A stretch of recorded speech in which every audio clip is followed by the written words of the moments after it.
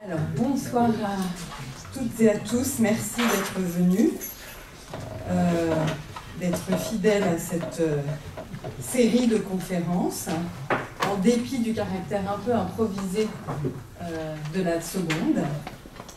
Alors aujourd'hui, ça le sera un peu moins. J'espère que je ne vais pas aller trop vite, vous n'hésitez pas à me dire si vraiment ça ne va pas. Donc voilà. Je vais commencer par un petit résumé peut-être de mon cheminement jusqu'ici. Comme ça, ce sera peut-être utile aussi pour resituer mon improvisation de la dernière fois. Donc jeudi dernier, première conférence, j'ai essayé de réfléchir aux problèmes posés par le concept de génocide et à ses limitations. Et ce faisant, j'avais déjà abordé la question d'un recul dans la façon d'aborder les crimes de masse, la violence politique extrême et la violence génocidaire en particulier. J'avais d'ailleurs employé la notion de backlash pour rendre compte du fait que ce recul répond à une forme d'avancée, paradoxalement, mais qu'il est en partie donc une réaction, une fermeture agressive par rapport à ce qui avait pu sembler être un progrès entre la fin des années 90 et le milieu des années 2000. J'avais abouti à cette idée que le tournant actuel que nous vivons depuis le 7 octobre est un moment catastrophique, caractérisé par un consentement généralisé au génocide. J'avais notamment avancé l'hypothèse selon laquelle le génocide à Gaza fait à la fois office de déclencheur ou d'élément, comme on parlerait d'éléments chimiques, qui précipitent un processus déjà à l'œuvre et agit en même temps comme une sorte de révélateur, qui nous fait courir le risque d'une inversion, d'un renversement des valeurs. Nous passons de l'idéologie instrumentale des droits de l'homme universalisée, au nom desquels se rend une justice internationale à géométrie variable et se mènent des guerres libérales pour le maintien de la paix, à un génocide assumé qui suppose non plus une manipulation, un détournement, une distorsion du droit, où les crimes contre l'humanité sont camouflés en crimes de guerre, voire même en guerre juste et nécessaire, mais au contraire, nous avons la négation même du droit international et de la notion même de justice internationale. Je disais donc qu'on passe de cette manipulation, rationalisation, tentative de justification à un génocide assumé qui suppose rien de moins que la destruction du droit international. Pour réagir et résister à la fois en tant que citoyen d'État complice dans le génocide, donc surtout c'est mon cas en Allemagne, qui livre plus de 30% des armes, en tant que chercheuse ou chercheur qui essayons de réfléchir aux implications de la catastrophe actuelle, mais aussi tout simplement en tant qu'être humain. J'avais terminé en disant qu'à mon sens, il fallait à la fois insister sur la nécessité politique de respecter le droit international, comme un peu la seule chose qui reste, en dépit des limitations même du concept de génocide, et également des limitations de celui du concept de crime contre l'humanité. Mais j'avais aussi insisté sur la nécessité de penser, de réfléchir et de décrire la réalité que nous avons sous les yeux en d'autres termes que ceux du droit, en les élargissant, en pensant en deçà ou au-delà du droit, comme c'est le cas au sein de plusieurs disciplines, à commencer par l'histoire, les études culturelles, l'anthropologie ou la philosophie. Cet élargissement peut s'effectuer en prêtant l'oreille à l'expression de l'expérience de la catastrophe vécue par les Palestiniennes et les Palestiniens, en particulier à travers les témoignages, l'art et la littérature. C'est-à-dire qu'il faut que nous approfondissions notre connaissance et notre intelligence du phénomène génocidaire, du génocide, en écoutant, en lisant, en méditant les témoignages. Il faut enrichir et complexifier le concept de génocide, non pas seulement comme le proposent des auteurs comme Dirk Moses, que j'évoquais l'autre jour, en partant de la logique du planificateur, du concepteur, de l'État criminel qui cible, qui définit un groupe dans son délire paranoïaque et peut s'appuyer sur les effets délétères d'une culture de la violence, d'une culture de l'impunité, d'une culture génocidaire, comme elle peut exister notamment dans les sociétés coloniales et postcoloniales. Mais il faut aussi, comme le proposent chacun à sa façon les philosophes Philippe Bouchereau et Marc Nichanian, enrichir notre pensée de la philosophie testimoniale, soit de la façon dont les témoins et victimes conceptualisent eux-mêmes la violence et ses effets. Vendredi ensuite, j'ai proposé une incursion dans une sorte d'histoire culturelle de l'intention génocidaire israélienne, incursion encore insuffisamment élaborée, mais dont je pense qu'elle repose sur des intuitions justes, à savoir que l'intention génocidaire des dirigeants israéliens et la disposition massive au passage à l'acte génocidaire que nous constatons au sein de la société civile israélienne prend racine dans une culture mémorielle fondée sur la répétition de l'histoire des persécutions et qui, prenant ses distances avec la philosophie diasporique et la pensée de l'exil, conçoit la fondation de l'État d'Israël comme un impératif politique de nature existentielle pour répondre à la nécessité du plus jamais ça, mais c'est du plus jamais ça pour nous. Alors évidemment, il ne s'agit là que d'une des racines, de ce nœud de racines dont parlait la jeune survivante du génocide des Tutsis au Rwanda, Claudine Kayetesi, que je citais jeudi, quand elle disait que tout génocide était un nœud de racines qui avait pourri sous terre sans personne pour le remarquer. Mais cette racine-là, celle de l'imaginaire politique, joue indéniablement un rôle très important. En prenant ses distances avec une mémoire possiblement multidirectionnelle, ouverte, universalisant l'expérience juive pour que plus jamais un génocide ou des crimes contre l'humanité ne se commettent ailleurs, quel que soit le groupe visé, l'imaginaire politique israélien se centre résolument dans la conception monodirectionnelle d'un groupe qui doit assurer sa propre pérennité et sa préservation, y compris aux dépens d'un autre, à savoir les Palestiniens. Il s'ancre par ailleurs dans une structure sociopolitique d'apartheid où le Palestinien peut être littéralement nié dans son existence. Vendredi, j'ai notamment abordé les formes sécularisées de la religion mémorielle de la Shoah, qui s'associe depuis quelques décennies de façon de plus en plus claire à des conceptions théologico-politiques et où circulent des mythes fondateurs absolument centraux pour qui veut comprendre la culture israélienne et sa radicalisation à droite. À commencer par le mythe de Samson, qui vient s'ajouter à une multiplicité de mythes bibliques, comme ceux du livre d'Esther, celui de la guerre d'extermination contre Amalek, déjà abondamment commenté depuis que plusieurs hommes politiques israéliens y ont fait référence dans leur discours génocidaire depuis le 7, enfin surtout depuis le 9 octobre. Je mentionnerai aussi, à côté des mythes bibliques, des événements historiques qui fonctionnent comme des métaphores, au premier rang duquel le mythe de Masada, qui est à l'origine, dans la mémoire culturelle, d'une des expressions de l'idée du plus jamais ça, formulée pour la première fois dans un poème, je le rappelle, je l'ai lu l'autre jour, écrit en 1927 par un poète originaire de Riga, parti vivre en Palestine mandataire, Itzhak Lamdan.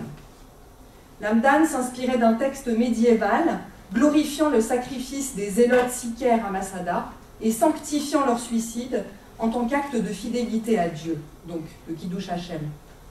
Cette glorification d'un martyr, qui fait aussi écho aux martyrs chrétiens, en tout cas à l'époque médiévale, se trouve notamment beaucoup dans les récits de juifs ashkénazes, victimes des croisades dans la région rhénane, ce que j'évoquais l'autre jour à travers les mémorbücher de la région.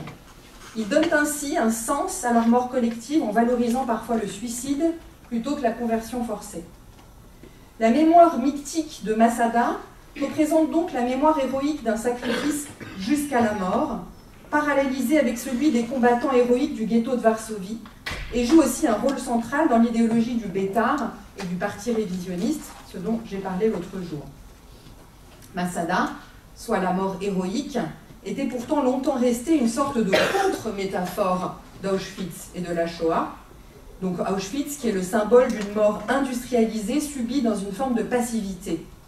Mais à partir des années 1980 en Israël, même plutôt avant, on peut dire petit à petit à partir du procès Eichmann, la mort des 6 millions de juifs ayant péri pendant la Shoah et la lutte héroïque sont synthétisées au sein d'un narratif commun qui trace une forme de continuité. Vendredi, j'ai aussi formulé l'hypothèse d'une centralité du mythe de Samson et de l'importance qu'il y a à saisir sa signification dans la culture israélienne contemporaine. Il joue un rôle prépondérant de l'enseignement primaire et se retrouve donc jusque dans de multiples aspects de la culture israélienne, jusqu'à donner son nom au programme atomique dans les années 60, l'option Samson, qui fut initialement conçue comme stratégie de dissuasion par des dirigeants comme Ben Gurion, Shimon Peres ou Moshe Dayan. Cette option Samson tire son nom de ce personnage biblique qui, capturé par les Philistins, détruisit leur temple en se sacrifiant avec ses ennemis. Ce concept se distingue de l'épisode de Masada, où des Juifs choisissent le suicide collectif plutôt que la captivité. L'importance des mythes de Samson et de Masada est notamment explorée par le réalisateur israélien Avi Mograbi, ce que j'évoquais donc l'autre jour, ce film extraordinaire qui date de 2005 pour un seul de mes deux yeux, qui a donc construit son film de 2005 autour de ces deux récits, en entrelaçant des scènes de la vie au sein de la société israélienne, notamment à travers le contrôle permanent des Palestiniens autour des checkpoints, et des scènes de la vie israélienne avec la célébration de ce mythe de Samson et de cette mémoire de Masada. Je n'ai pas eu le temps jeudi de développer autant que je le voulais cette idée d'une oscillation entre une mémoire universalisée de la Shoah et cette mémoire éminemment instrumentalisée qui devient étroitement liée à l'idée d'État-nation, de religion, voire de race juive, conçue comme supérieure, qui se fonde sur l'idée d'une vengeance de nature biblique et revêtant un sens eschatologique. Aujourd'hui, je vais m'intéresser davantage donc à cet autre versant, celui de l'universalité de la mémoire de la Shoah, l'universalisation, pardon, dans le cadre d'une hégémonie culturelle de l'Occident, ou plutôt à ses impasses. Je vais commencer aujourd'hui par deux scènes qui éclairent particulièrement bien ce qui se passe ces dernières semaines, et donc depuis 1 an et demi, mais surtout ces dernières semaines avec une forme de radicalisation, notamment en Allemagne. Ensuite, je partirai de la question de l'effacement et de la négation de la mémoire palestinienne, qu'il faut saisir comme un aspect essentiel du colonialisme de peuplement et d'une forme de violence de nature génocidaire. Les crimes coloniaux supposent en effet toujours une dimension mnémocidaire. Et comme je l'ai évoqué lors de la première leçon, il faut ici saisir l'importance non seulement du récit mythique de la mémoire, mais aussi la façon dont l'écriture de l'histoire et l'ensemble de la production des savoirs s'inscrivent dans un rapport de domination. L'ordre des savoirs occidentaux se caractérise par un tel rapport de domination, en perpétuant et en aggravant une injustice épistémique qui perdure bien au-delà des décolonisations. La mémoire universalisée de la Shoah, qui a pu pendant un temps assez bref passer pour une forme de correctif universel aux injustices et au service des droits de l'homme, notamment sous la forme d'une mémoire dite cosmopolite, apparaît comme une idéologie qui a fait son temps et qui doit être repensée au sein d'une histoire et d'une mémoire mondiale capable de sauver le génocide des Juifs, enfin sa mémoire, d'un exceptionnalisme qui nous empêche de saisir sa signification éthique et politique pour le présent. Il faut même aller plus loin en explorant l'hypothèse selon laquelle cette mémoire universalisée, mais profondément occidentale de la Shoah, a non seulement favorisé des formes de négation et d'occultation de violences commises à l'encontre de peuples colonisés ou anciennement colonisés, mais qu'elle se trouve actuellement instrumentalisée au service de la perpétuation d'un régime d'injustice et de domination, en particulier à travers l'instrumentalisation de la lutte contre l'antisémitisme. Or, en revenant à l'histoire et à la mémoire de la Shoah et des crimes commis à l'encontre d'autres groupes de population pendant la Seconde Guerre mondiale, il est clair qu'il s'agit là d'un détournement qui nous empêche de penser les formes de violence contemporaines. Alors j'en arrive à cette première scène dont je voudrais vous parler, qui est une scène imaginaire, une scène de roman. D'abord, quelques mots sur l'auteur. C'est un auteur israélien contemporain qui s'appelle Yishai Sarid. Alors Yishai Sarid a écrit une trilogie assez extraordinaire, un premier roman en 2015 qui s'appelle Le Troisième Temple, une histoire qui se déroule dans le Troisième Temple, construit à Jérusalem, après que l'État d'Israël a été remplacé par le royaume religieux de Judée. Donc c'est un roman d'anticipation. C'est l'histoire d'un royaume qui remplace Israël après une attaque des Amalécites, les disciples d'Amalek, incarnation du mal dans le judaïsme. C'est ainsi que de nombreux Israéliens désignent les Palestiniens, même avant le 7 octobre. Et donc, il y a quelque chose d'assez visionnaire dans ce roman, où un héros de la guerre contre les Amalécites devient roi, fait sauter la mosquée d'Al-Aqsa et érige le Troisième Temple, tandis qu'une cour religieuse remplace la cour suprême d'Israël. Ensuite, deuxième roman de la trilogie de Sarid, consacrée à Israël, Le monstre de la mémoire, publié en 2017. Et c'est de ce récit dont il sera question, mais je vous parle d'abord de l'ensemble de la trilogie. Alors, quelques mots sur Le monstre de la mémoire. C'est un récit qui est censé être un rapport rédigé à la première personne par un jeune historien à l'intention du président de Yad Vashem, et dans lequel il raconte comment sa vie est devenue prisonnière du souvenir de la Shoah en raison de son travail de guide dans les camps d'extermination nazis en Pologne. Le roman devient de plus en plus inquiétant au fur et à mesure que le narrateur sombre dans une forme de folie, devenant une autre sorte de monstre à son tour. Il est hanté de plus en plus par les victimes de la Shoah, dont il entend les voix, dont il voit les ombres. Mais étrangement, sa folie n'est rien, ou plutôt, sa folie semble au contraire le signe d'une excellente santé, face à ce que cette mémoire semble, elle, défendre, qui est une conception complètement fermée de la mémoire de la Shoah. Les jeunes Israéliens qui visitent les camps en viennent en effet à cultiver une haine qu'ils puisent dans cette mémoire elle-même. Je cite un passage donc, de ce narrateur. « Étrangement, c'est à Majdanek, alors qu'il parcourait les quelques centaines de mètres qui séparent les chambres à gaz du mausolée de cendres et des fours crématoires, que les élèves pensaient tout à coup aux Arabes. Je saisissais les « c'est ce qu'on devrait leur faire aux Arabes » qu'ils chuchotaient, enveloppés dans leur drapeau national. En effet, dans la dernière partie du roman, le narrateur est engagé par Yad Vashem pour planifier une grande commémoration de la libération des camps. Et ce que prévoit l'État israélien, dans le roman donc, c'est de mettre en scène la libération d'un camp telle qu'elle n'a jamais eu lieu par des soldats de Tsahal en hélicoptère.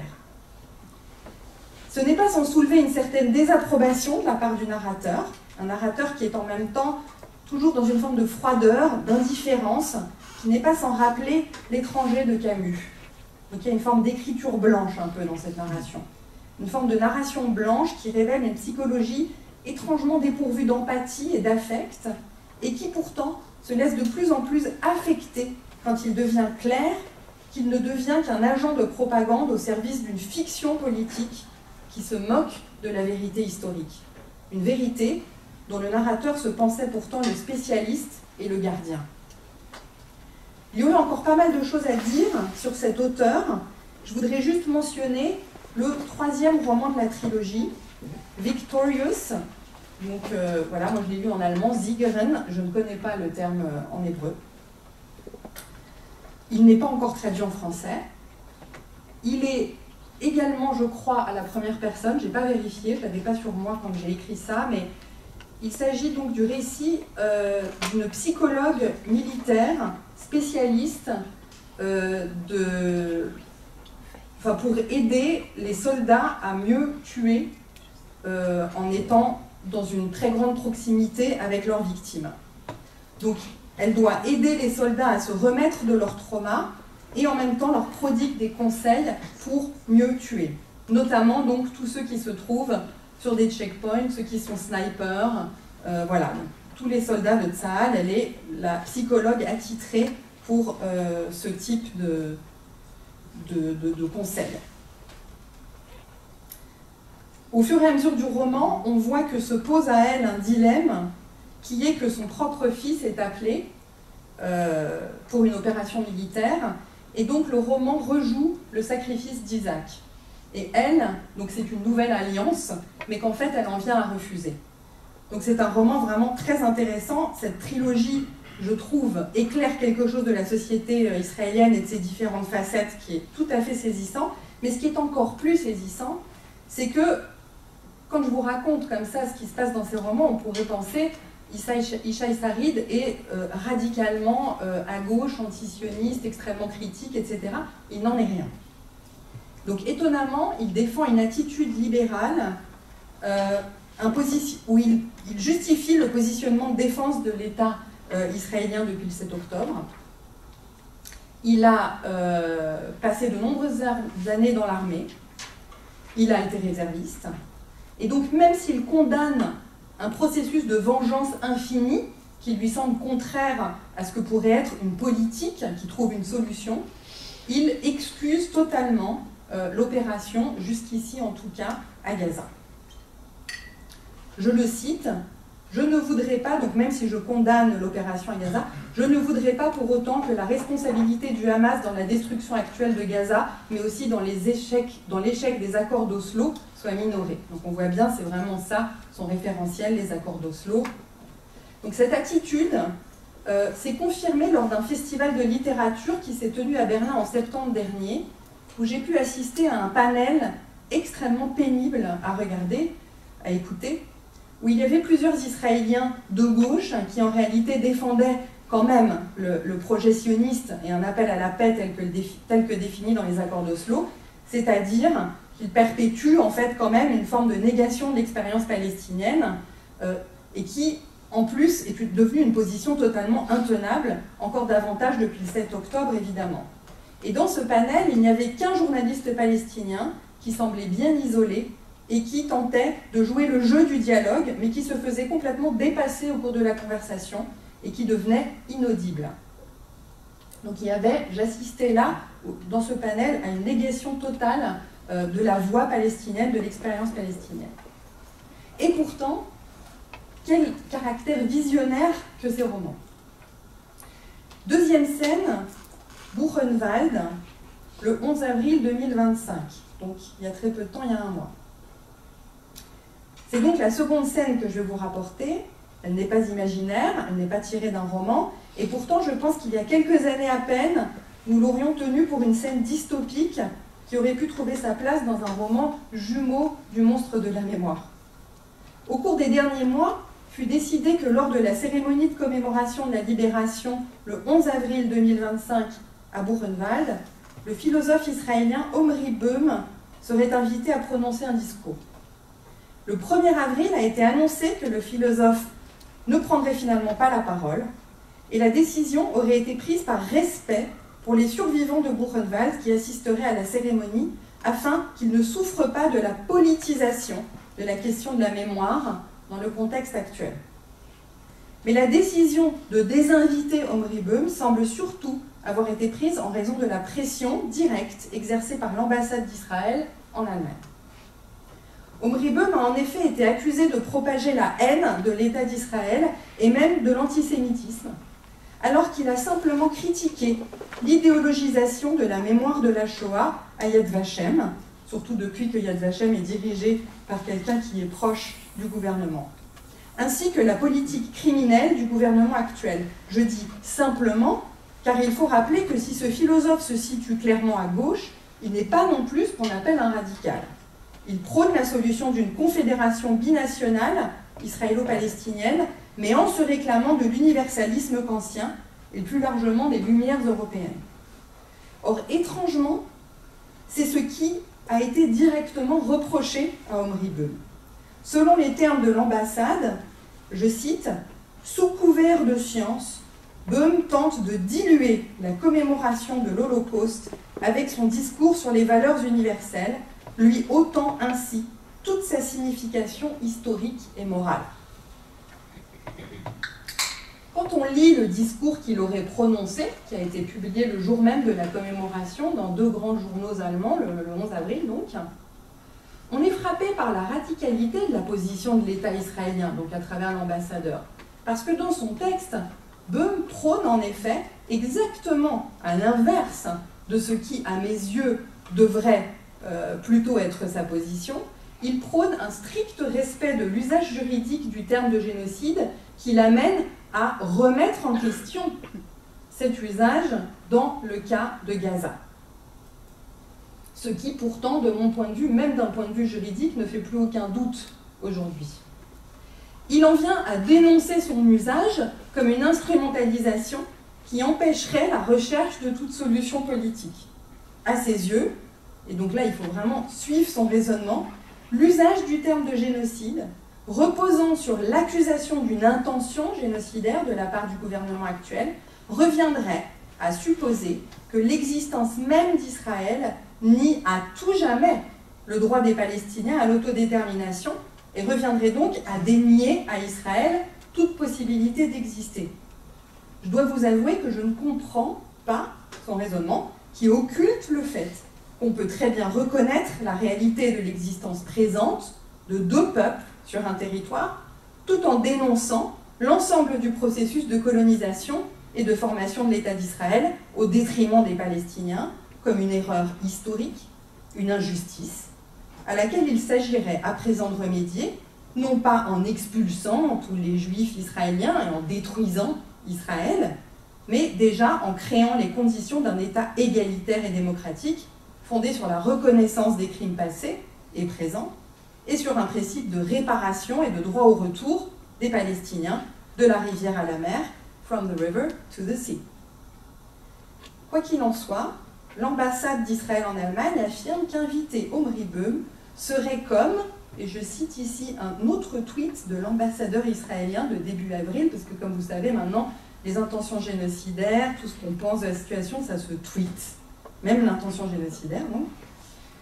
Inviter Omri Böhm reviendrait à inviter Bachar el-Assad à parler des droits de l'homme.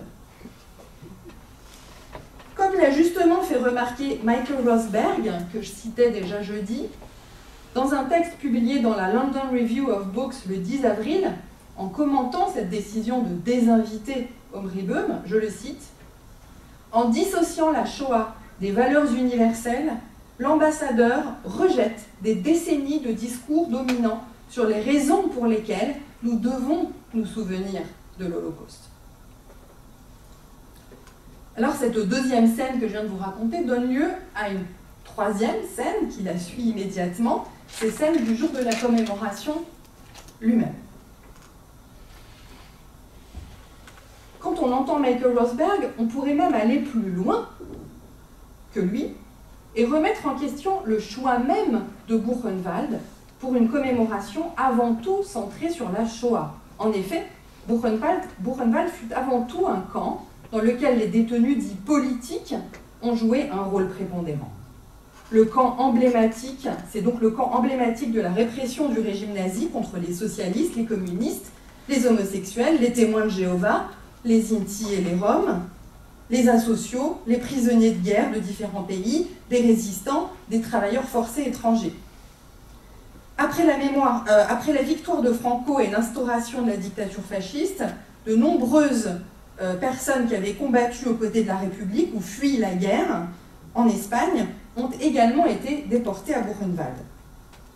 Ensuite, c'est seulement ensuite, à la toute fin de l'histoire du camp, que, après les marches forcées depuis Auschwitz et Gross-Rosen, plus de 10 000 prisonniers juifs arrivent, faibles et épuisés à Buchenwald en janvier 1945. Évidemment, il y en avait avant, hein. Je ne dis pas qu'il n'y avait pas de juifs à Buchenwald, mais en tout cas, le côté très emblématique de la destruction des Juifs d'Europe à Buchenwald, c'est surtout à la fin du camp, alors qu'avant, c'est une histoire beaucoup plus complexe et intersectionnelle du point de vue de l'expérience des prisonniers. Le rôle des détenus politiques allemands, notamment dans le sauvetage des enfants juifs et tziganes, a été prépondérant, mais très peu mis en valeur par l'historiographie et par le processus mémoriel jusqu'à aujourd'hui. Du coup, le jour de la commémoration, le 11 avril, j'en arrive à cette scène que je veux vous raconter, une jeune femme a prononcé un discours au cours duquel elle a rappelé l'importance d'une mémoire fondant une lutte internationaliste et antifasciste. Un discours à la fin duquel elle a prononcé la fameuse parole de ralliement « No pasarán », en faisant référence dans son discours aux souffrances actuelles à Gaza. Elle a crié en anglais « Nous luttons contre le génocide en Palestine », suivi du cri « No pasarán ». Jens Christian Wagner, le directeur du mémorial, est monté à ce moment-là, à son tour, à la tribune, et il l'a littéralement remise à sa place, cette jeune femme. Il a déclaré qu'on ne pouvait pas parler ici de génocide et que ce sujet n'avait pas sa place à Buchenwald en ce jour. Je le cite, « Il n'avait pas sa place à cet endroit en ce jour et il s'agissait d'une agression antisémite. » En prétendant cela, Wagner efface tout bonnement le sens même du lieu qu'est Buchenwald. Il efface le sens même d'un lieu où a été enfermé David Rousset, qui a écrit son livre fondamental dès 1947, L'univers concentrationnaire, qui fut à l'origine, entre autres témoignages des camps, de la pensée de Hannah Arendt dans le système totalitaire, qui a ensuite fondé le CICRC, la Commission internationale contre le régime concentrationnaire, qui a été active de 1949 à 1959, où il a dénoncé le goulag. Il s'est confronté à la négation du système concentrationnaire, notamment par le Parti communiste français et par les soviétiques. Il a notamment lutté aussi pour l'indépendance en Algérie et il a dénoncé le régime de Mao en Chine. C'est donc nier aussi le fait que Rousset a d'emblée voulu s'appuyer sur sa mémoire de déporté politique pour dénoncer les crimes présents, les camps d'aujourd'hui. Interdire nos passaran en rapport avec le régime clairement génocidaire de Netanyahou, c'est interdire que le serment antifasciste de Buchenwald, c'est-à-dire plus jamais la guerre, plus jamais le fascisme, soit réduit aux victimes du passé sans tenir compte du présent. Alors on en revient à ce plus jamais ça dont je parlais l'autre jour, surtout ancré par rapport à l'histoire de Masada et à ce poème, hein, plus jamais Masada, donc plus jamais nous ne subirons de persécution, plus jamais nous, les Juifs, ne serons massacrés. Donc le plus jamais ça, son origine est floue et fluctuante et oscille justement entre cette dimension internationaliste universelle et cette dimension particulariste rapportée à un groupe. Et c'est précisément ça qui est intéressant dans cette expression. On a déjà vu donc cette origine sur Masada, le poème, le chant du Bétard. C'est le cri de ralliement finalement d'une forme de rébellion sioniste contre la tradition, contre la condition exilique, hein, comme je le disais tout à l'heure, aussi antithétique de la mémoire de la Shoah conçue comme résultat d'une passivité juive. C'est aussi le cri de ralliement dans le ghetto. C'est aussi le cri des internés politiques à Dachau, l'épitaphe figurant aujourd'hui en grandes lettres sur le mémorial du camp.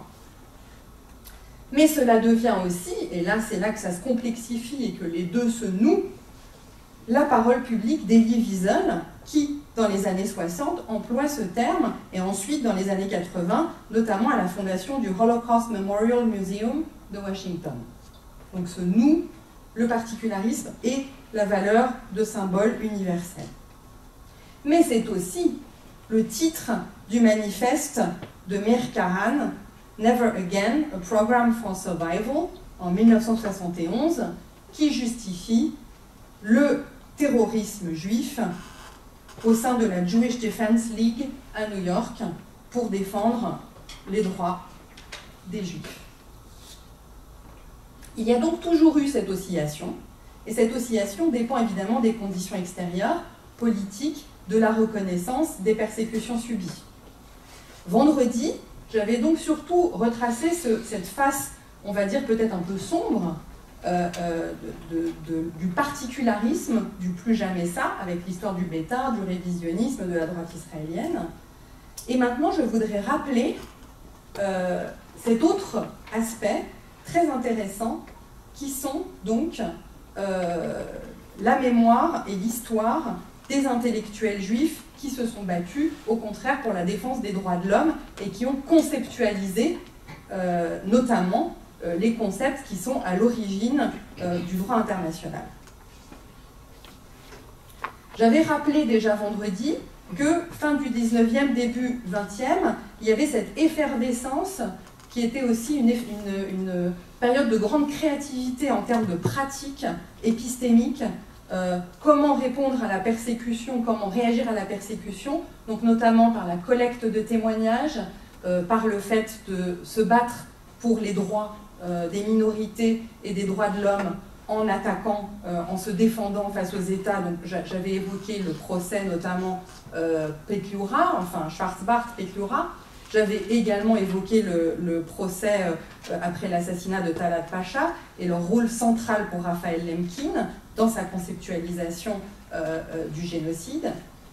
On peut évidemment aussi évoquer le livre très important de Philippe Sands, Retour à Lemberg, où il retrace cette histoire avec justement aussi cette oscillation entre d'un côté Lemkin qui centre son concept de génocide sur la mémoire et l'expérience du groupe ciblé en tant que tel, et Lauterpacht qui lui, au contraire, conceptualise la notion de crime contre l'humanité, qui est beaucoup plus centrée sur cette notion de la Déclaration universelle des droits de l'homme et des droits de l'individu.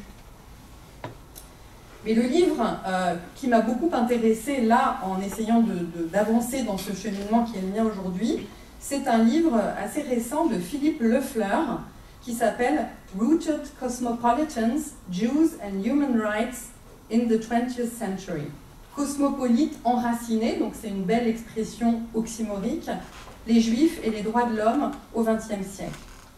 Ce livre explore l'influence déterminante, donc, comme je le disais à l'instant, des juristes et des militants juifs dans le développement des droits humains au XXe siècle, et en examinant la façon dont leur lutte épouse ou au contraire ne peut que divorcer d'une forme de sionisme prétendant se construire comme un État démocratique et respectant les droits de l'homme et des minorités, y compris ceux des Palestiniens. Loeffler réhabilite cette histoire oubliée en suivant quelques figures majeures, notamment donc Hersch Lauterpacht. Il y a aussi Jacob Robinson et Peter Benenson, dont les travaux ont été absolument centraux et ont fondé et transformé tout à la fois le droit international.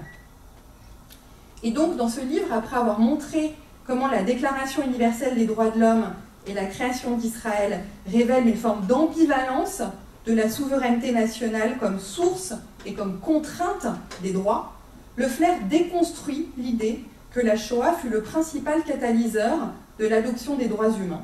Et il montre comment, au contraire, on assiste à une séparation graduelle entre droits de l'homme et sionisme à partir des années 60. Et c'est d'ailleurs notamment cette période qui voit émerger Amnesty International, donc un des auteurs dont il étudie le travail, et le fondateur d'Amnesty International. Le procès Eichmann et l'occupation des territoires palestiniens après 1967 conduisent Israël à devenir la cible du mouvement des droits humains jusqu'à la résolution onusienne de 1975 assimilant sionisme et racisme.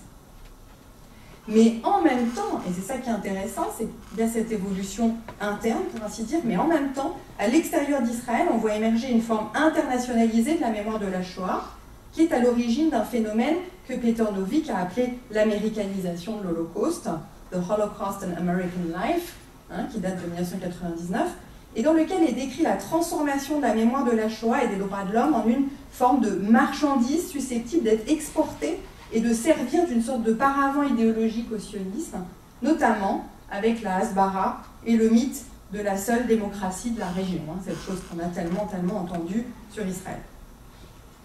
Et au cours de ce processus, sont rapidement occultées des mémoires et des formes entre donc, différentes formes d'expérience de la domination et de l'oppression, y compris aux États-Unis, notamment liées à l'histoire de l'esclavage et de la colonisation. Une occultation qui est, de façon à mon sens tout à fait convaincante, expliquée par les auteurs les plus critiques comme une forme de déplacement de la mémoire du groupe opprimé et persécuté que furent toujours les Juifs de l'autre côté de ce qu'on appelle la color line, la ligne de couleur.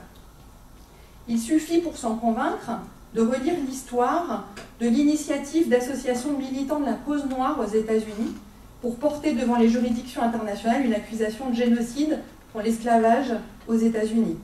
Donc je renvoie ici au passionnant livre Black Anti-Fascism and Fighting Today's Far Right, qui revient sur ce mouvement qui a mené au texte de We Charge Genocide de 1951, où ont travaillé ensemble des juristes juifs, d'origine juive, qui avaient fui l'Europe et des Noirs américains. Ce livre montre comment l'internationalisme antifasciste a été occulté, surtout quand il est comme ça intersectionnel, de même que le vaste mouvement de lutte pour les droits civiques, dont on sait à quel point les formes de solidarité au sein de la communauté juive américaine ont joué un rôle important. On retrouve là quelque chose de similaire à ce que j'ai décrit quand je parlais de cette seconde scène sur Buchenwald, donc l'épisode bien réel qui vient de se dérouler le 11 avril. Il y a une négation des mémoires qui permettrait de dépasser une forme de particularisme et d'exceptionnalisme, mais qui ne les dépasserait pas du tout d'une manière absurde et négatrice, mais au contraire en les enrichissant. Hein, ce que Michael Rosberg avait évidemment décrit de manière très optimiste, hein, comme cette mémoire multidirectionnelle. Mais ici, en plus, on voit beaucoup plus qu'en travaillant sur telle ou telle œuvre précise, on voit à travers ces scènes d'un vrai discours public de nature politique, on voit comment elle pourrait immédiatement devenir très productive. Ces entrelacements et ces croisements et ces rappels et ces échos de mémoire. En parallèle de ce processus d'américanisation de la mémoire de la Shoah, il faut comprendre ensuite ce que je ne peux ici résumer qu'en des traits très grossiers, la façon dont tout cela s'est traduit en Israël, je l'ai déjà un peu évoqué vendredi, d'une part, et dans les démocraties occidentales en Europe de l'autre, en particulier après la chute du mur de Berlin. Ce qu'il faut bien analyser comme un divorce progressif entre l'idée de la défense des droits de l'homme et le sionisme dans le contexte de la réalité israélienne continue donc, en partie au moins, de donner l'impression d'un mariage harmonieux à l'extérieur. Cela se traduit notamment par la négation de l'histoire du sionisme comme colonialisme, une négation particulièrement frappante au sein des approches scientifiques européennes. Jusqu'à aujourd'hui, c'est très difficile en Allemagne de parler de la notion de settler colonialism et des settler colonial studies. Voilà, en France aussi, ça reste compliqué. Cela se traduit aussi par la négation, ou plutôt le véritable tabou, construit autour d'un certain rapport entre sionisme et antisémitisme.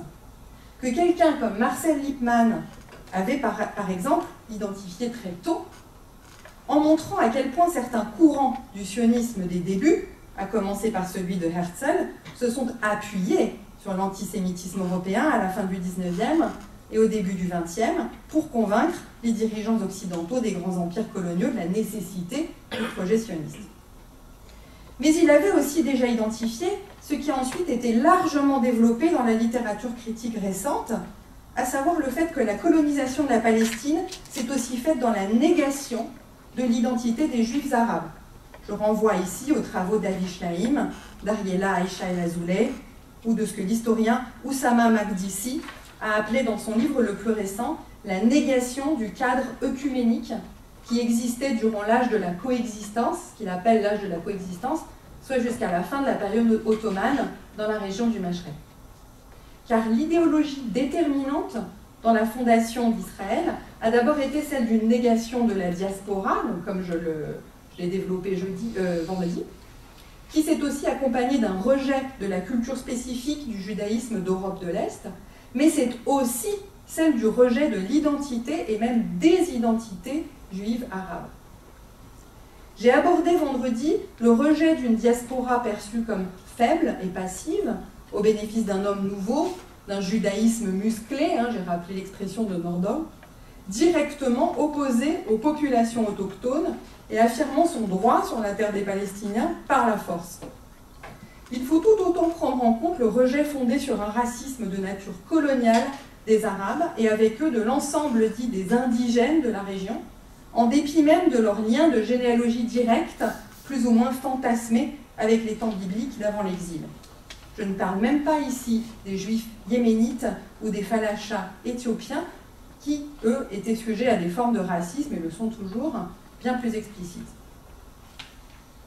La diversité des sionismes, la possibilité d'un sionisme culturel qui ne soit pas réalisé dans une forme étatique, la pensée d'un État binational, toutes ces idées ont de toute façon été balayées par le sionisme comme colonialisme de peuplement.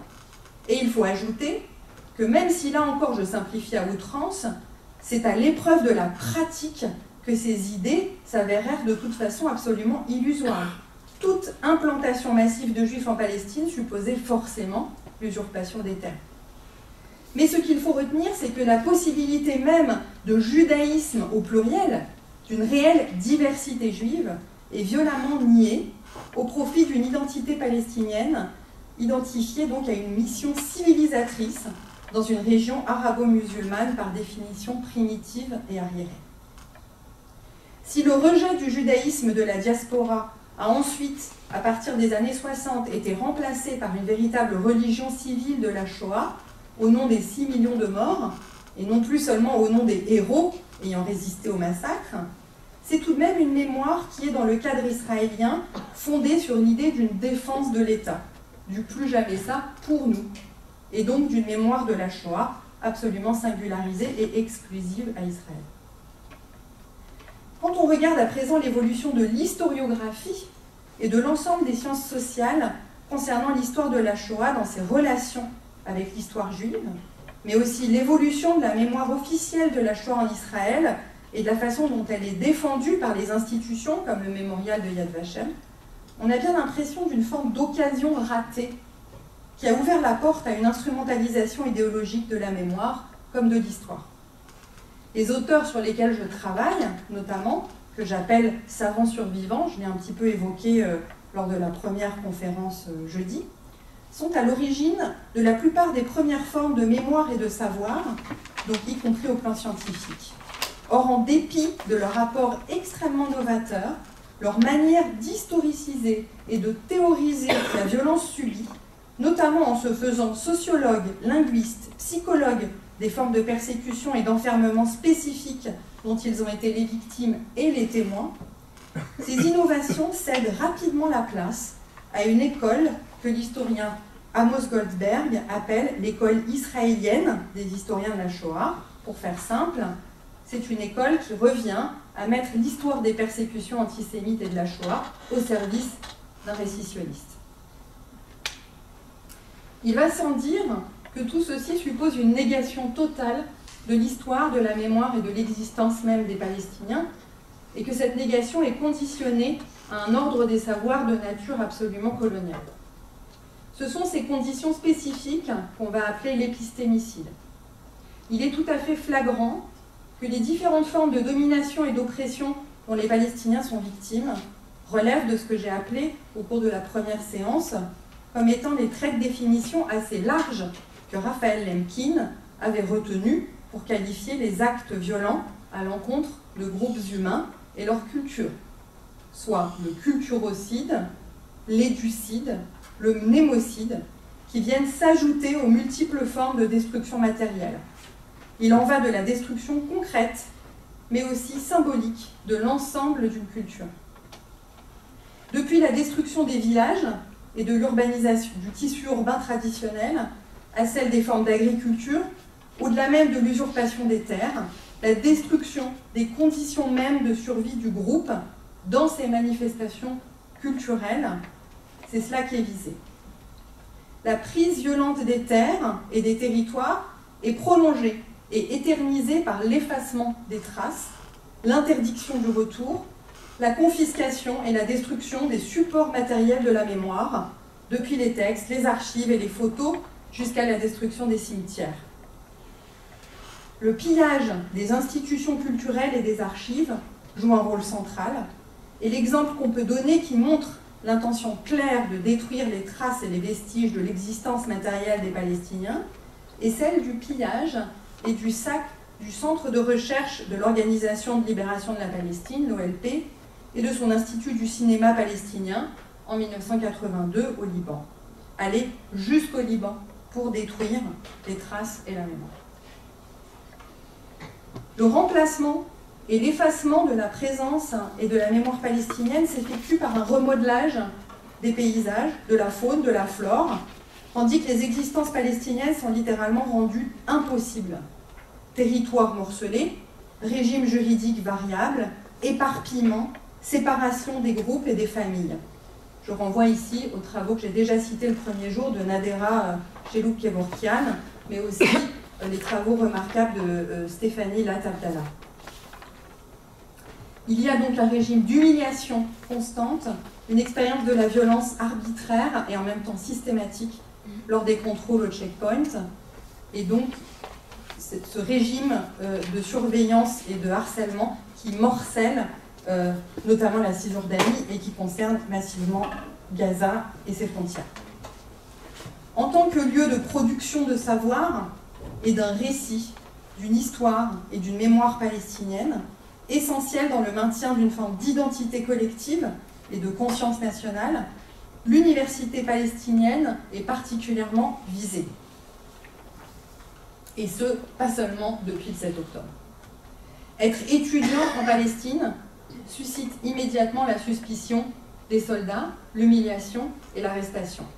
Comme l'a écrit tout récemment le sociologue Zbeir Zbeir dans un article consacré aux formes du scolasticide en cours, ainsi qu'à son histoire au plus long cours, je cite, « Le risque d'être tué, arrêté et violenté lors de ces déplacements caractérise la vie de tout étudiant en Palestine. » C'est là un processus donc au long cours qui invite certains chercheurs et intellectuels à revisiter l'ensemble de l'histoire de la Palestine sous occupation israélienne, non plus seulement comme un nettoyage ethnique, mais bien comme un processus génocidaire qui en fait donc aboutit, qui serait un processus génocidaire lent, plutôt qu'un nettoyage ethnique. Maya Wind, dans un livre essentiel intitulé Towers of Ivory and Steel, donc les tours d'ivoire et d'acier, qui a beaucoup circulé et beaucoup été discuté au cours des derniers mois, sur l'implication et la complicité des institutions même du savoir côté israélien dans la destruction des savoirs et des institutions, donc des institutions palestiniennes. Elle a essayé de compléter la notion d'injustice épistémique forgée par Miranda Fricker et reprise ensuite dans la pensée décoloniale par Boaventura de Sousa Santos, entre autres, par une autre notion relativement spécifique à Israël selon elle, celle d'occupation épistémique, qui désignerait la façon dont l'université israélienne se charge de monopoliser le récit et de justifier les crimes coloniaux. C'est là un processus de colonisation de la réalité, permis par le fait que ces institutions sont non seulement étroitement liées au pouvoir politique, mais qu'elles constituent aussi un pilier central dans la transformation des mythes. Par exemple, celui d'une terre sans peuple en vérité tangible. Par exemple, la complicité de l'archéologie, de la discipline archéologique en Israël, qui a joué un rôle essentiel dans le maintien de ce mythe. Or, la question extrêmement préoccupante qu'il faut soulever dans ce contexte, c'est celle de la complicité de nos institutions européennes et plus largement occidentales dans la production d'un savoir dévoyé, reposant sur une épistémologie qui non seulement perpétue et prolonge l'injustice, mais qui la crée. Je ne peux pas revenir ici sur l'histoire de la lutte pour la cause palestinienne, ses liens avec les luttes pour les indépendances, l'évolution de l'engagement pro-palestinien depuis la fondation d'Israël, ça serait évidemment trop énorme. Je renvoie par exemple au livre de Olivia Harrison, L'essentiel Natives Against Nativism, récent, mais aussi aux travaux par exemple concernant l'Allemagne de Joseph Ben Prestel. Mais je voudrais juste faire quelques remarques sur cette question de la complicité dans l'injustice, dans l'occupation épistémique, pour reprendre le terme de Maya Wind. On observe dans les discours académiques et en Europe de l'Ouest, surtout en France et en Allemagne, donc, une apparente objectivité et une fausse neutralité méthodologique qui contribuent à normaliser l'injustice sans jamais véritablement prendre en compte les savoirs produits par les Palestiniens et les intellectuels arabes depuis le début du XXe siècle. Alors même que ces acteurs, victimes de la domination coloniale et des formes d'injustice qui lui sont liées, ont été les premiers à réfléchir, à décrire, à théoriser les formes de persécution et de violence dont ils étaient les victimes. C'est pour ça que je reviens à ce que j'ai dit au départ en ouverture de cette conférence. Tout comme c'est le cas dans les ghettos, les camps, l'immédiat après-guerre, quand on a vu les Juifs non seulement archiver, collecter, documenter les crimes subis, mais aussi réfléchir à la nature de la violence.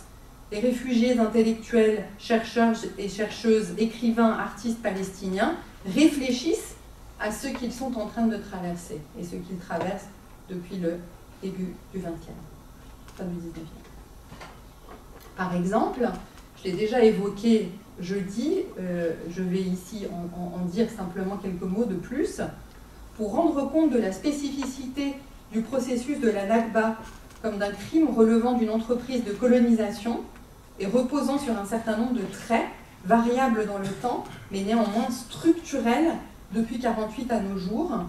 Il y a la proposition récente de Rabea Egbaria d'en faire un concept juridique, dans un article qui s'intitule « Toward Nakba as a Legal Concept », qui a été publié dans la Columbia Law Review. Donc, il y a toute une histoire autour de cette publication, vous pouvez regarder sur Internet, je le mettrai en référence. Cet essai historico-juridique de plus de 100 pages propose une analyse de l'anatomie juridique de la Nakba, dont le déplacement ou le transfert serait la forme de violence fondatrice. Donc tout ça, c'est entre guillemets, c'est des concepts. La fragmentation, et là, ça rejoint ce que je vous disais l'autre jour du concept de Ashla, tel qu'il a été théorisé par Chaluk-Kevorkian. Lui, il parle de la fragmentation physique, géographique et légale. La structure de ce crime, de la Nakba, serait le déni de l'autodétermination des Palestiniens. Nombre de travaux, majoritairement de chercheurs et d'intellectuels et artistes palestiniens, ont questionné le recours exclusif aux archives israéliennes comme une réification de la loi de l'archive, pour reprendre l'expression de Derrida, qui s'est faite au prix du rejet et de la suppression de l'histoire orale palestinienne. Cette réification est à la fois une cause et une conséquence du cadre interprétatif propre à la plupart des historiens israéliens. Séparant l'histoire de la théorie, leurs travaux témoignent d'une difficulté à envisager le caractère systématique de ces pratiques de colonisation du savoir comme constitutif du projet de colonisation. C'est pourquoi il est essentiel, concernant la politique de destruction, d'effacement et de négation, d'utiliser des concepts comme ceux d'épistémicide ou de mnémocide pour compléter le concept de génocide. Réfléchir à la nature mnémocidaire d'une violence, comme l'épuration ethnique ou comme l'ethnocide, suppose aussi de prendre en compte non seulement la complicité active, comme action volontaire, mais aussi la complicité intrinsèque, pour ainsi dire involontaire, de l'épistémologie et de l'ordre des savoirs occidentaux. L'épistémologie positiviste, propre à la tradition historiographique occidentale, dans sa méfiance à l'égard des sources orales et sa défense d'un récit soi-disant objectif et neutre, a favorisé une historiographie basée sur des sources écrites et majoritairement israéliennes. Elle a ainsi redoublé les phénomènes de sélection et de censure inhérents à la promotion d'un récit officiel. La reconnaissance des formes de la mémoire culturelle, soit les œuvres littéraires et artistiques, créées à partir des récits et des histoires racontées par plusieurs générations de Palestiniens, comme une source archivistique à part entière, s'avère vitale compte tenu de la dispersion et de la destruction des archives, en particulier concernant la période entre 1917 et 1948. Et c'est là que la comparaison, encore une fois, comme je viens de le faire par rapport aux survivants dans les ghettos, ou aux témoins dans les ghettos, la comparaison prend tout son sens à nouveau. L'évolution qui a mené, notamment concernant l'historiographie de la Shoah et des périodes coloniales ou de décolonisation, à intégrer la perspective des victimes, des subalternes, des colonisés, à prendre en compte d'autres types de sources que les documents officiels, comme les récits de la mémoire populaire, les discours subalternes de résistance, les sources relevant de méthodologies indigènes, contre-hégémoniques, post-coloniales, décoloniales.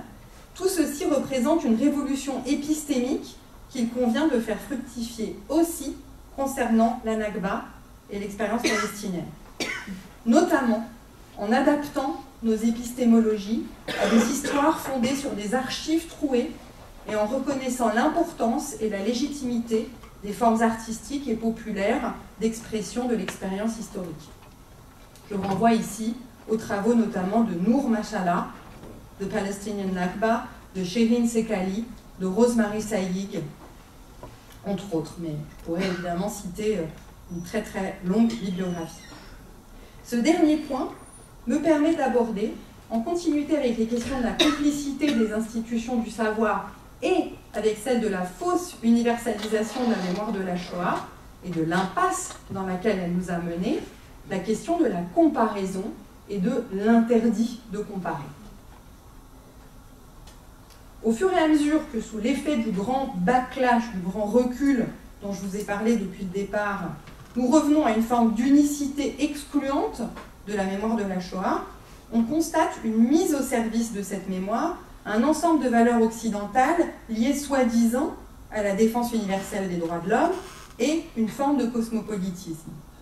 Mais la face sombre de cette évolution est évidente en regardant les suites des attentats du 11 septembre. On peut d'ailleurs citer, pour reprendre cette histoire du plus jamais ça, le président Bush qui a adopté la posture du jamais plus, never again, affirmant que le terrorisme ne triompherait plus jamais. Et cette expérience a servi à justifier les mesures les plus controversées et liberticides à l'intérieur des États-Unis, mais aussi la guerre globale contre le terrorisme, dont on connaît les conséquences jusqu'à aujourd'hui. La Shoah est le signifiant même de juif, totalement détaché de toute réalité tangible, des formes et de la diversité des manifestations du judaïsme et de l'identité juive, sont sacralisées et font l'objet d'une religion mémorielle qui sert à justifier des structures de domination et de silenciation liées à d'autres crimes, à leur histoire et à leur mémoire. Et surtout, donc, deviennent un instrument de répression contre la gauche dans un tournant autoritaire qu'il est vraiment difficile de nier aujourd'hui. C'est d'ailleurs en décrivant ce culte de la mémoire que Dirk Moses a déclenché une des grandes controverses dont l'Allemagne a le secret depuis quelques années, en relation avec la mémoire du passé colonial, des crimes contre l'humanité et de la Shoah, un scandale qu'on a appelé le débat sur le catéchisme allemand, le Deutsche Katechismus.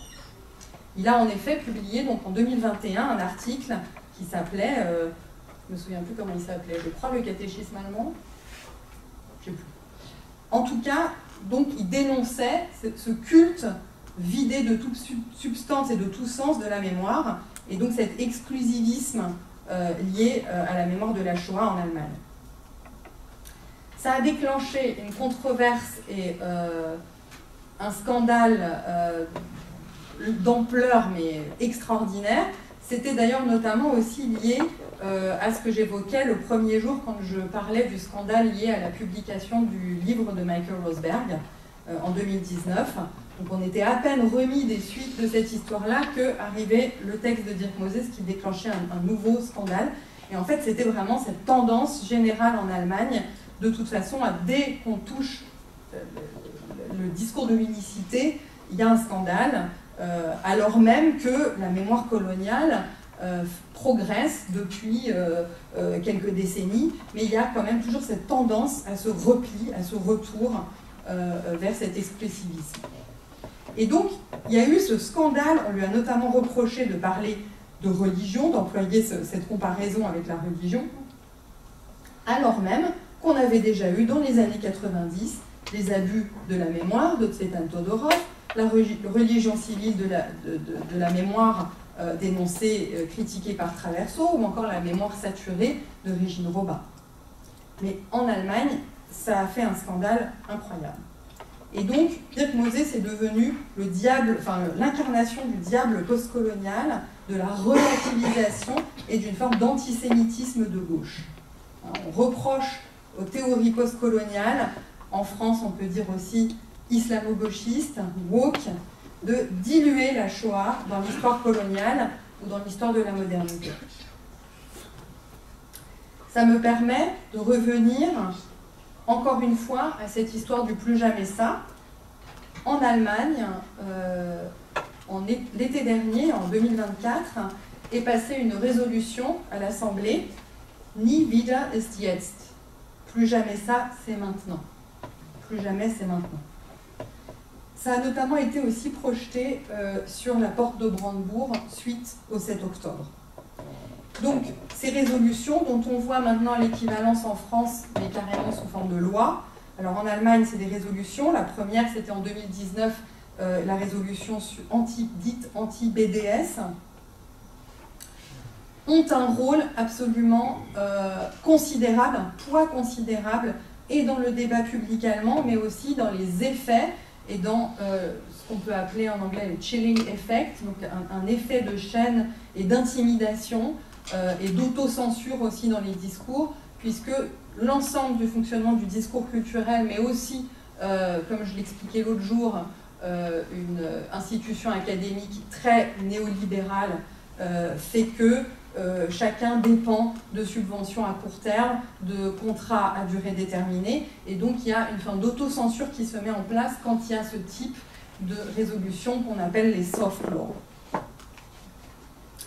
On en arrive donc, et en France, on va arriver un peu au même phénomène avec ces fameux conseils disciplinaires, ou je ne sais plus comment ils s'appellent officiellement. Une université qui va petit à petit être privée de toute autonomie, notamment donc ce que j'appelle pourtant de mes voeux en termes épistémologiques. En France, donc c'est très très comparable à ce qui se passe en Allemagne, on ne pourra absolument plus prétendre contribuer à un discours savant solidement fondé, puisque c'est entièrement politisé, à naviguer pour éviter de se prendre une plainte, une accusation d'antisionisme ou de relativisation de la Shoah.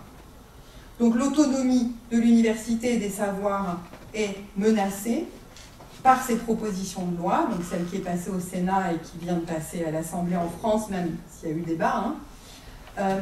Et donc ces résolutions qui tentent à confondre antisémitisme et antisionisme criminalisent tout bonnement toute critique pourtant légitime de l'État d'Israël. Alors une des grandes sources qu'il faut chercher au cœur même de ce qui a été un des grands organes de l'internationalisation et de l'universalisation que j'évoquais depuis tout à l'heure.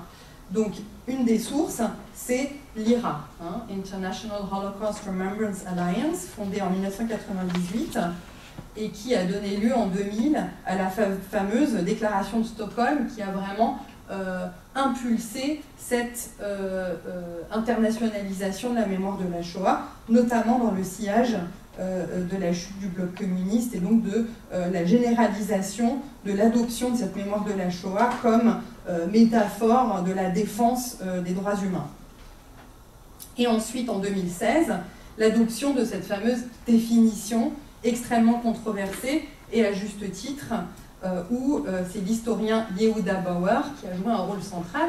Et Yehuda Bauer, comme je l'évoquais tout à l'heure, quand je disais qu'Amos Goldberg a critiqué l'école israélienne de la Shoah, qui a mis l'historiographie de la Shoah complètement au service d'un récit sioniste, ou d'une idéologie en tout cas sioniste, Yehuda Bauer en fait clairement partie. Il est dans une conception complètement exceptionnaliste de la Shoah, incomparable et absolument unique.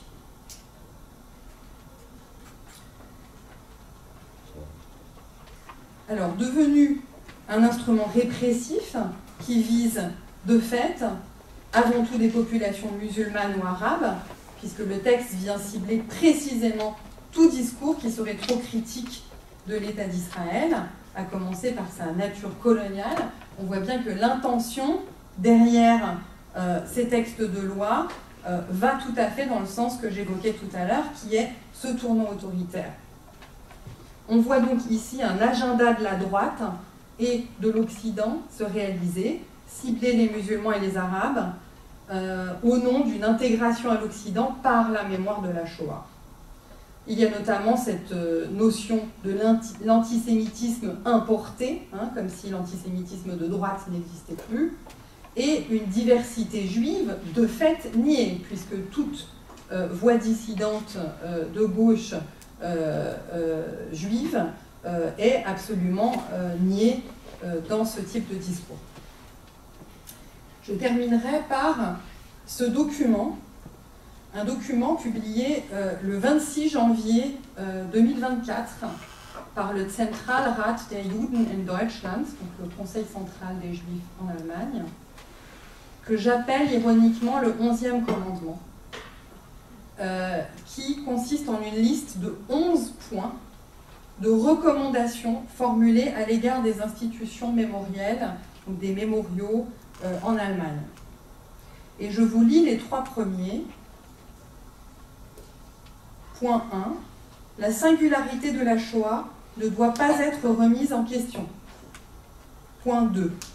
Les comparaisons entre la Shoah et d'autres génocides ne sont légitimes que pour souligner leurs caractéristiques et leurs différences respectives. La Shoah ne doit jamais être assimilée à d'autres génocides. Point 3. La singularité de la Shoah n'empêche pas la commémoration des crimes coloniaux, mais les prétendues continuités et les analogies simplistes ne rendent pas justice aux spécificités des crimes de violence respectifs, tels que l'extermination industrielle massive des Juifs d'Europe. Donc en Allemagne, on voit que le cas est particulièrement bizarre. On observe une sorte d'alliance entre les descendants, donc les héritiers des nazis, et les héritiers de leurs victimes, pour préserver la singularité de leur alliance, une alliance sacrée qui repose sur une forme de suprémacisme tout à fait inédit. Il y a une forme de désir mimétique en jeu dans ce qu'on appelle la raison d'État allemande, la Staatsräson. Il semblerait qu'il y ait un désir allemand de devenir juif. Anna Zuberi, qui fait partie de cette association que nous avons fondée, l'association des chercheurs palestiniens et juifs en Allemagne, parle de desired victimhood, donc un désir de devenir juif, et ça revient aussi à ce que je racontais vendredi sur cet effet de miroir et sur cette notion de violence mimétique. Donc un désir que les juifs deviennent aussi allemands en se rendant coupables de génocide à leur tour, une alliance anti-palestinienne, anti-arabe, anti-musulmane, et donc aussi profondément, selon ce nouveau discours qu'on voit beaucoup, judéo-chrétienne, cette dernière nouvelle alliance étrange qu'on observe dans plusieurs pays européens. Donc il y a ici une confirmation extrêmement inquiétante de ce tournant conservateur, en tout cas d'une partie des intellectuels juifs, qui avait décrit Enzo Traverso, qui, se détournant de l'universel, soigne désormais un particularisme entièrement lié à une identité victimaire. Et en France, même ceux qu'on pensait immunisés, comme Eva Illouz par exemple, semblent avoir sombré dans une sorte de folie par rapport à ces questions. Voilà, je vais m'arrêter là, je vous remercie.